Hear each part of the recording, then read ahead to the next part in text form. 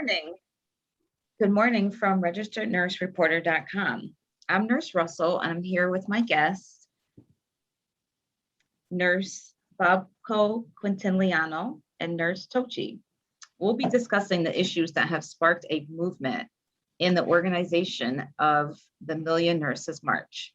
I'll discuss the Congress's controversial move to ask the White House to investigate staffing agencies. Nurse Bobko-Quintiliano will discuss the issues surrounding safe staffing levels, and Nurse Toce will discuss the rise in violence against nurses. Here at registerednursereporter.com, we are determined to continuously check the pulse of our nursing nation. For far too long, we have chosen to remain silent. Yet, nurses must start to talk before they can expect to be heard. So you guys, I don't know if you saw the letter on my website, but this is the letter to the White House written to the COVID-19 task force, and 194 Congress people signed onto it, along with some of our Congress people here in Connecticut. It does not specifically say that they want to cap salaries, but the mere suggestion of investigating staffing agencies during the height of the Omicron variant caused nurses across the country and the ANA to call foul. According to the ANA statement, they are also concerned that any capping of nursing agency pay could negatively impact the pay of the travel nurse individually. The statement says they are in lockstep with doing away with any price gouging, as long as the capping targets the agency's profit margins and not the nurses' salaries.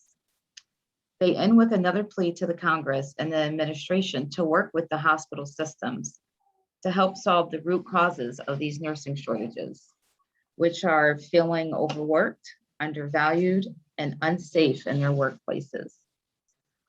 Here in Connecticut, Mr. Larry Santilli, president and CEO of Athena Healthcare Systems, reports meeting with Governor Lamont to discuss capping how much outside agencies could charge. So this is an issue that's really at the forefront, and we're going to hear from our two guests about the other two hot button topics that formed the Million Nurses March. So Nurse Bobko-Quintiliano, can you tell us about what you've heard about the staffing? Hi, my name is Nurse Bobko-Quintiliano, and I am working on the front lines right now. So I definitely feel these staffing issues going on. And I think that it's important that we expose the system problems right from where we're working in the front lines. I feel like this hits home to many nurses. I feel like I've read many articles, and there's one article that I feel passionate about and I really can connect with. And it explains that the staffing shortages is a global problem.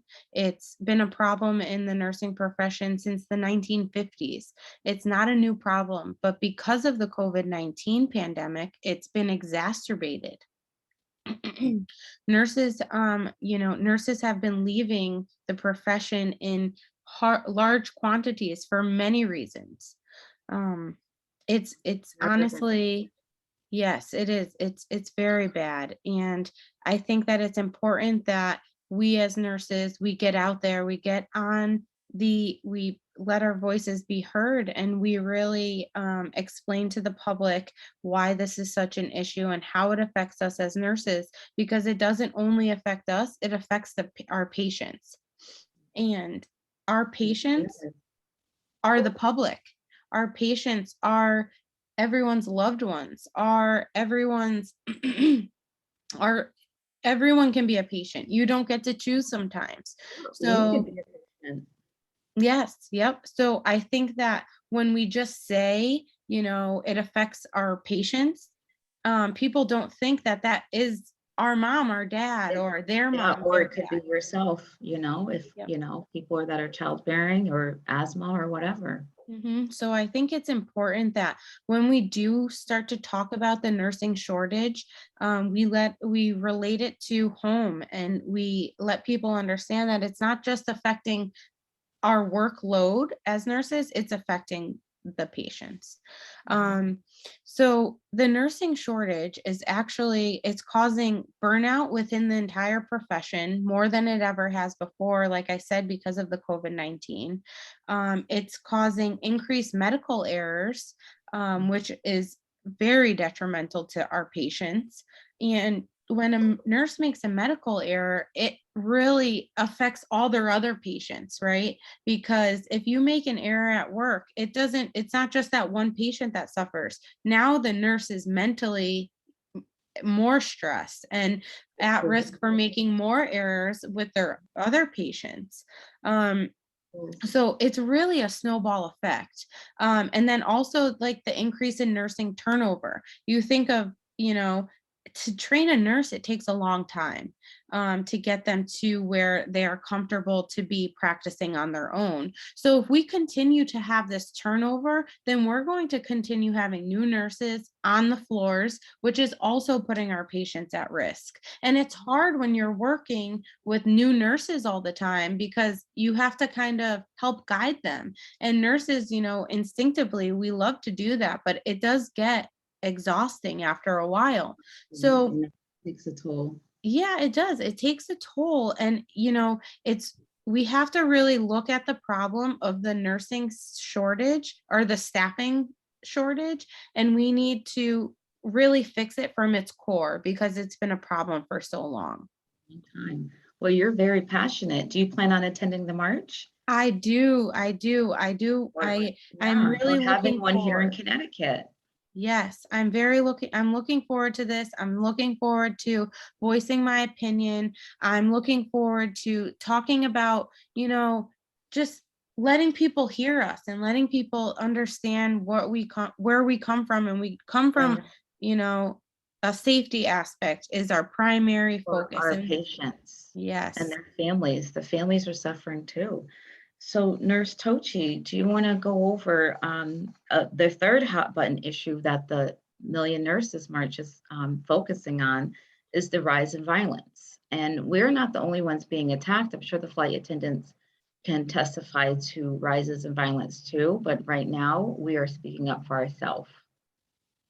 You're so right, Nurse Russell. So the COVID-19 pandemic, while on its face seemed to value nurses and honor us with the 7 p.m. clapping, 7 a.m. clapping, we actually saw a rise in violence against nurses throughout the COVID-19 pandemic. This could be for a few reasons. Fear, panic, or misinformation about the pandemic itself. Violence against nurses happens for a number of other reasons too, including the patient's own past trauma history. But it's interesting to see that even in a pandemic, there is still a rise in violence against nurses. And this can be physical, it can also be verbal. So physical attacks have happened, such as slapping, punching, biting, throwing objects, or groping. Verbal attacks have happened as well, including harassing, threatening, yelling, bullying, and hostile comments made against nurses. But too often, nurses consider this a symptom of the patient's illness, and even if the nurse sustains injuries themselves, reports because they think of it as part of the patient's illness and they don't want to go against the patient.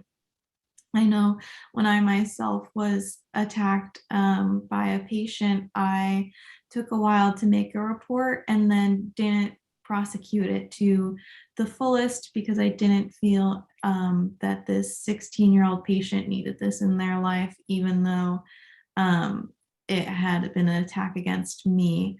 I also did not want to have to relive the attack. Yeah, the trauma of having to tell the story. Yeah. Well, I'm glad that you did report it, and hopefully the march will help us to be able to stand up, and no matter what it means for that patient and their life and their legal their legal record, we really have to take care of ourselves first before we can take care of anyone else. Yeah, and there are certain ways that we can try to prevent violence against nurses. We can assess the situation, certain environmental risks when you go into a room, try to use therapeutic communication, keep in mind the patient's trauma history and use trauma-informed care, and try to establish a rapport and establish what the patient's triggers are. In a broader sense, and what I'm hoping that the march can do is kind of involve legislation to help collect data on the types of attacks that happen and why they're happening, and use the incident reporting systems and try to encourage people to use those incident reporting systems. In addition to that, I'm hoping that this media attention that the march is bringing will help partner with state and local governments and health professional associations to highlight these attacks and engage the community. And then I also feel that in order to stop these attacks, we need to prosecute these crimes to the highest extent and make benchmarks to see if we are improving on our progress in alleviating the violence against nurses. Those are all wonderful ideas, and they're something that can be definitely not just subjective, but objectively measured for improvement. Sadly, the violence on the airplanes goes very, very unprosecuted. So we need to stand up for ourselves and just be our own advocate. We can't wait for other people to advocate for us. So we are pretty much done with our discussion. We're running out of time, but we want to close with seeing if Nurse Toce is interested in going to the Million Nurses March or starting one here in Hartford. Yes, I am. Well, I'm so glad for your ladies' discussion, and hopefully your passion gets the rest of our colleagues involved. And in closing, I just want to say to my fellow nurse colleagues, as said by the late B. Morley, quote, "I want you to be vocal. I am concerned less about the fact your opinion may differ than mine than I am about you having nothing to say at all," end quote. So with that being said, thank you so much for this panel discussion about the Million Nurse March. Thank you for letting us Thank you. speak. Yes, thank you.